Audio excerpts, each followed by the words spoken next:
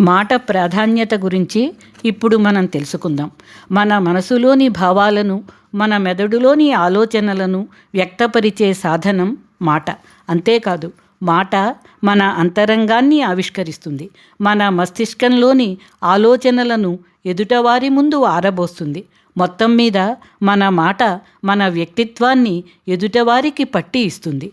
వాగ్భూషణం అనే విశేషాన్ని మాట గురించి మన పెద్దలు ఉపయోగిస్తారు.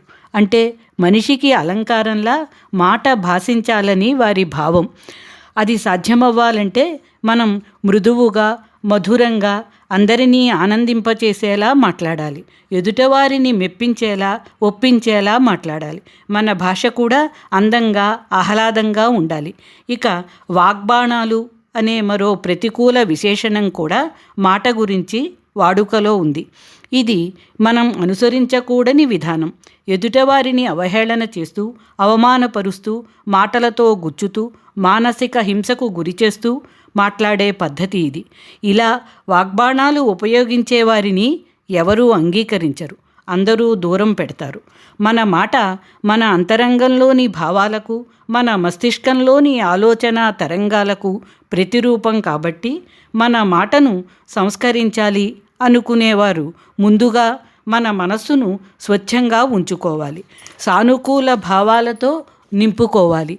క్రూరమైన ఆలోచనలు, హింసాత్మక ధోరణులు విడనాడాలి. అసూయను, అసహనాన్ని తరిమికొట్టాలి. ఎదుటవారి గొప్పదనాన్ని గుర్తించి అంగీకరించాలి. ప్రశంసించి అనుకరించే ప్రయత్నం చేయాలి. అహంకారాన్ని పారద్రోలాలి. మనమే గొప్ప అనే అభిజాత్యాన్ని వదులుకోవాలి.